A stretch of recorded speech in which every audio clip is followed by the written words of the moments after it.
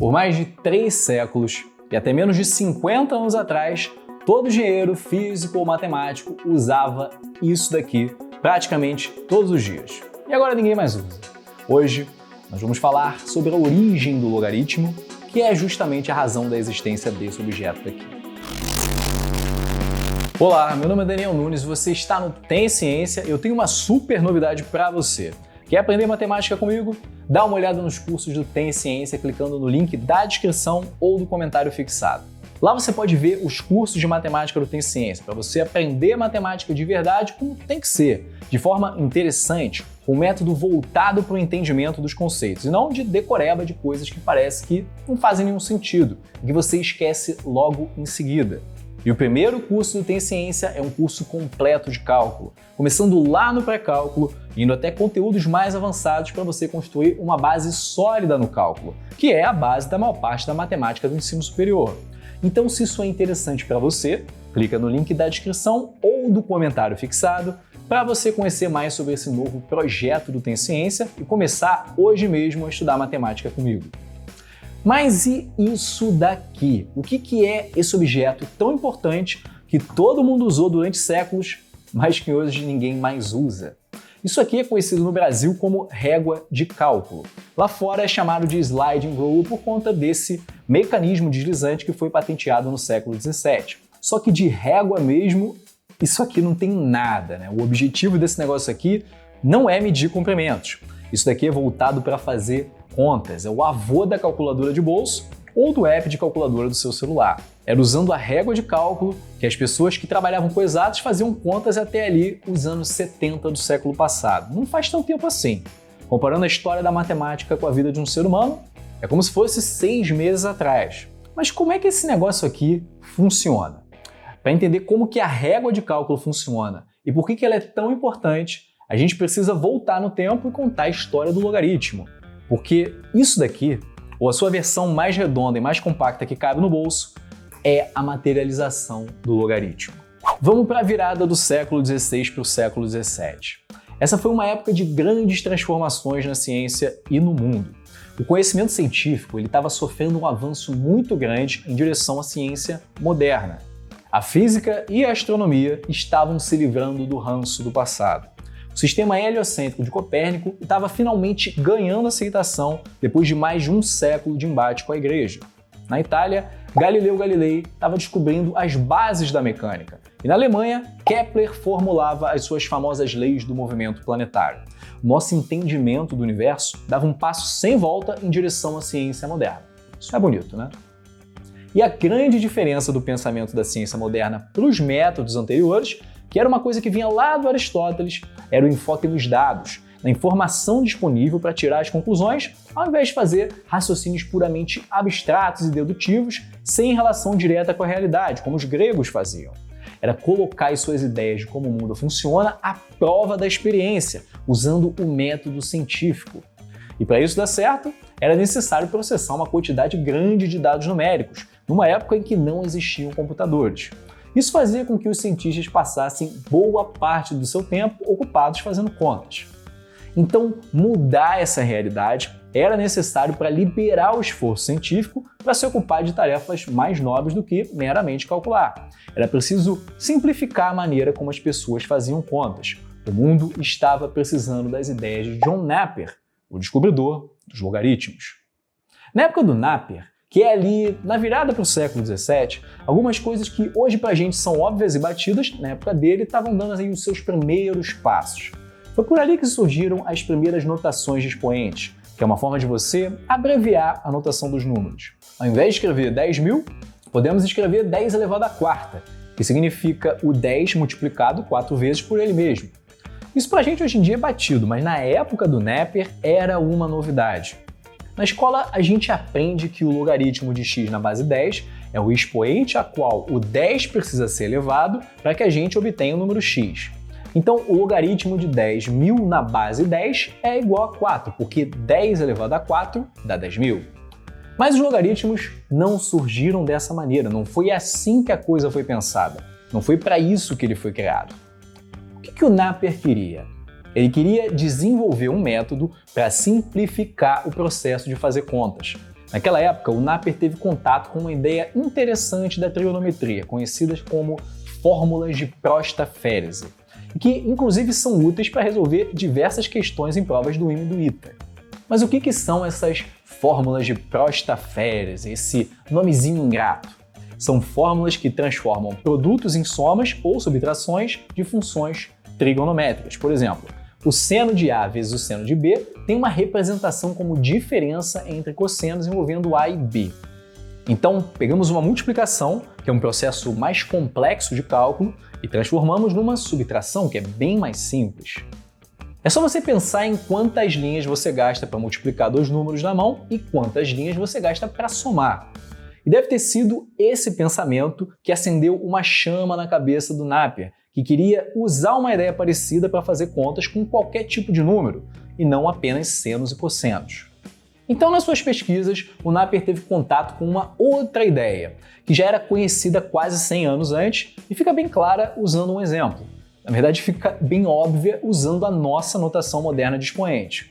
Aliás, na matemática, a notação é tudo. É só você pensar em fazer contas com algarismos romanos. Bom, vamos lá. Quanto é 32 vezes 128? Para fazer essa conta no papel pelo algoritmo tradicional de multiplicação, é um pouquinho chato. Mas se você conhece a sequência das potências de 2, vai lembrar que 32 é 2 elevado a 5, enquanto 128 é 2 elevado a 7. Então, usando as propriedades dos expoentes, que hoje em dia pra gente é tranquilo, certo? Mas na época do Napier não era tão evidente assim. O produto de duas potências de mesma base vai dar a base elevada à soma dos expoentes.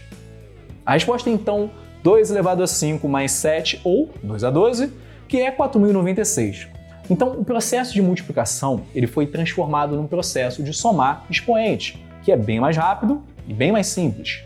O problema é que para isso servir para multiplicar dois números quaisquer, seria preciso escrever os dois números como potências de uma mesma base.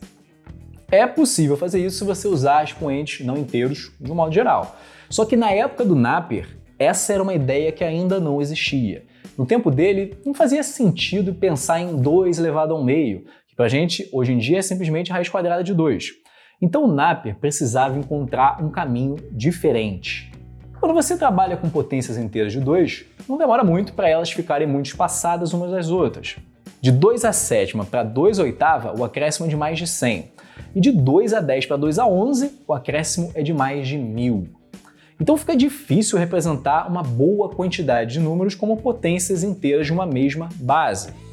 Para contornar isso, a ideia do Napier foi usar uma base tão próxima de 1 que fizesse com que as sucessivas potências ficassem muito próximas umas das outras.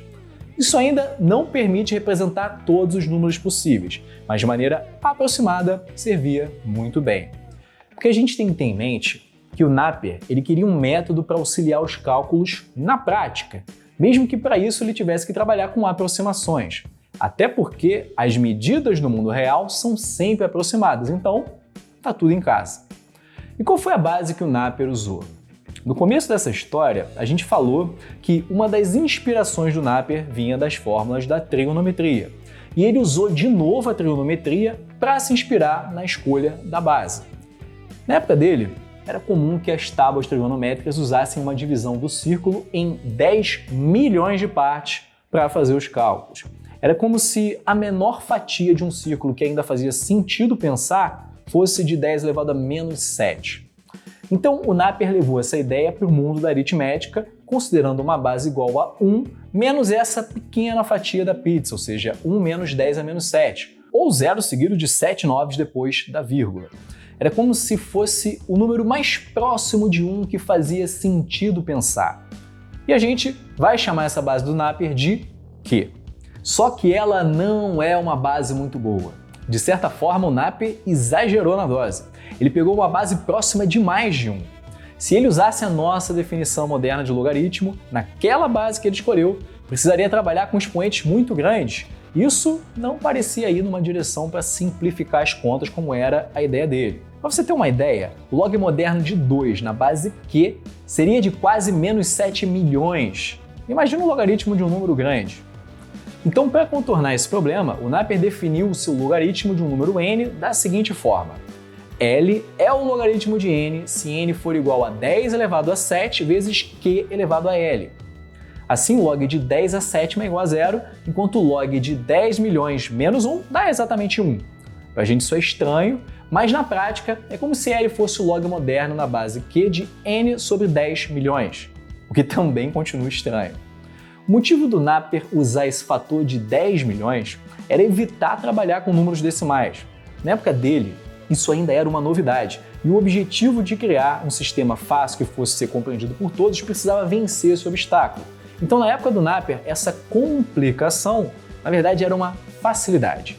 Do ponto de vista matemático, o mais curioso é que essa ideia do Napier já esconde o chamado número de Euler-E, que hoje em dia é conhecido como a base do logaritmo natural. Se a gente fizer umas manipulações algébricas, o tipo de raciocínio que você aprende no nosso curso de cálculo, vamos descobrir que esse logaritmo original L do Napier é essencialmente um logaritmo moderno na base 1 sobre E. Para ser exato, L sobre 10 a sétima é aproximadamente igual ao log moderno de n sobre 10 a sétima na base 1 sobre E. Então essa ideia do Napier é também o começo da história do número E. Agora, na prática, como que o logaritmo do Napier o ajudava nas simplificações das contas? Simplesmente pela definição, não ajuda nada. Encontrar o valor correto do L não é uma tarefa fácil. Mas e se outra pessoa tivesse encontrado esse L antes de você, fazendo um trabalho árduo? Como fez o próprio Napier calculando uma tabela de logaritmos durante 20 anos. Aí sim fica fácil. Você usa a tábua de logaritmo, que permite que essa tradução de números para os seus logaritmos seja feita, e aí você tem uma ferramenta que troca produto e divisão por soma e subtração. Com o logaritmo original do Napier não é tão direta a maneira de fazer isso. Você precisa ter uma preocupação em dividir as coisas por 10 milhões. Então, ao invés de falar do logaritmo dele, vamos avançar alguns anos na história e falar sobre a evolução dessa ideia, que surgiu de um acordo entre o próprio Napier e o matemático inglês Henry Briggs.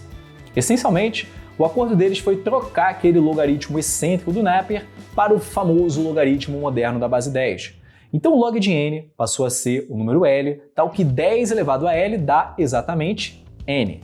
Assim, log de 10 era 1 e log de 1 era 0, exatamente como a gente conhece nos dias de hoje. Além disso ser mais fácil para a gente entender, porque é a mesma linguagem que a gente usa hoje em dia, essa nova formulação do logaritmo traz uma propriedade fundamental, que está por trás da ideia de que logaritmos permitem trocar produtos por somas, que é o fato de que o log do produto é a soma dos logs. A partir daí ficou muito mais fácil direto usar uma tabela de logaritmos. Quer calcular A vezes B? Olha a tabela e vê quem é o log de A, quem é o log de B, soma os logaritmos e procura na tabela que número tem como logaritmo essa soma. Esse número será então o produto A vezes B. Se você quiser a divisão, ao invés de somar, você olha para a diferença dos logaritmos. Isso revolucionou a aritmética. As ideias de logaritmo ganharam o mundo porque realmente agilizavam demais a forma de calcular. Numa época em que a informação era propagada de uma forma muito mais lenta, o logaritmo foi uma das ideias científicas de maior velocidade de aceitação e propagação na história da humanidade. E uma das pessoas que primeiro utilizou com sucesso essa nova técnica para agilizar as contas foi o Kepler. As suas leis de Kepler teriam demorado muito mais tempo para serem descobertas se não fosse a utilização do método dos logaritmos. Não à toa, o livro que o Napier apresentou os logaritmos ao mundo se chamava Uma Descrição da Maravilhosa Regra dos Logaritmos. O único inconveniente era que você precisava usar uma tábua de logaritmos para fazer as contas. Isso não é muito portátil. Mas aí veio William Oughtred, o Steve Jobs do século XVII, e criou esse objeto aqui, a régua de cálculo, que permite fazer contas usando o método dos logaritmos sem precisar de uma tábua de logaritmos. Se você olhar bem para essa régua, vai perceber que os números não estão igualmente espaçados. Isso porque os números estão espaçados numa escala logarítmica. A marcação não indica o 5, mas sim o log de 5. O espaço de uma unidade para a seguinte vai se tornando cada vez menor. Vamos fazer aqui 2 vezes 3. Eu sei que não precisa de calculadora para fazer isso, mas é só para a gente entender como que o negócio funciona. Daqui a pouco a gente dá uma complicada. A primeira coisa é deslizar a régua para fazer o 1 da parte de cima coincidir com o primeiro número a ser multiplicado na parte de baixo. Então, o 1 fica em cima do 2. Como eu quero 2 vezes 3, agora é só olhar onde o 3 da parte de cima está batendo na parte de baixo. Como era de se esperar, ele bate em cima do 6. E a conclusão? 2 vezes 3 dá 6. Parabéns pra gente. Mas por que esse negócio deu certo? Deu certo porque a régua marca não o número, mas sim o logaritmo do número. Quando eu deslizo a régua para o 2, eu estou marcando o log de 2. Depois, quando eu olho o 3 e vejo onde isso corresponde na régua de baixo, eu estou olhando um comprimento que é, na verdade, a soma de log de 2 com log de 3. E por causa da propriedade fundamental do logaritmo, isso é a mesma coisa que o log do produto, ou seja, log de 6. E a régua, então, me diz exatamente isso, que essa marcação bate exatamente no 6. E aí, 2 vezes 3 dá 6. Agora repara uma coisa, essa régua aqui, ela vai de 0,9 até 11 uns quebrados. Se fosse só para multiplicar números entre 1 e 10, não ia ter serventia nenhuma isso daqui. Como a ideia é multiplicar números maiores, então, na verdade, a gente precisa de uma régua maior, certo? Errado. Se você já usou o Excel alguma vez para fazer alguma conta com números grandes, talvez já tenha visto uma notação do tipo 7,8624 mais 112.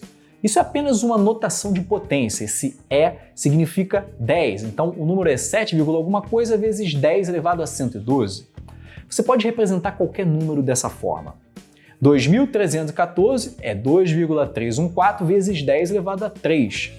E usando a regra de ouro do logaritmo, o log disso é a soma do log de 2,314 mais o log de 10 a terceira, que na base 10 dá exatamente 3.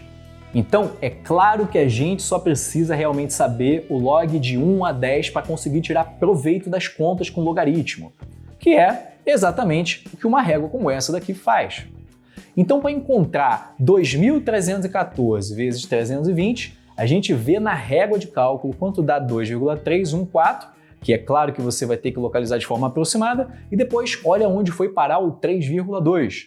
Deu mais ou menos 7,4. Falta multiplicar as potências de 10, 10 ao cubo com 10 ao quadrado, o resultado é então cerca de 7,4 vezes 10 à quinta, ou seja, 740.000. Se você usar a sua calculadora, vai ver que a resposta exata é 740.480. E a precisão e facilidade de usar um negócio desses deixa bem óbvio por que a régua de cálculo foi aposentada nos anos 70 do século passado. Foi nessa época que as calculadoras eletrônicas de bolso ganharam o mundo. Em 1980, a maior fabricante americana de réguas de cálculo encerrou a sua produção. Isso marcou o fim do tempo do logaritmo como um instrumento de cálculo. Mas não significa que os logaritmos acabaram, muito longe disso. O logaritmo continua muito usado nos dias de hoje, mas não mais como um instrumento para agilizar os cálculos, e sim como uma função com propriedades importantes que governam uma série de eventos, não apenas do mundo real, como também do próprio mundo abstrato da matemática. Só que para entender isso, a gente precisa descobrir a verdadeira natureza do logaritmo. Quem já estudou cálculo sabe do que eu estou falando. E se quiser estudar cálculo comigo, dá uma olhada no link da descrição e do comentário fixado. Outro dia, a gente continua essa história. Muito obrigado aos membros do canal e não se esqueça de deixar o like, se inscrever e até o próximo vídeo.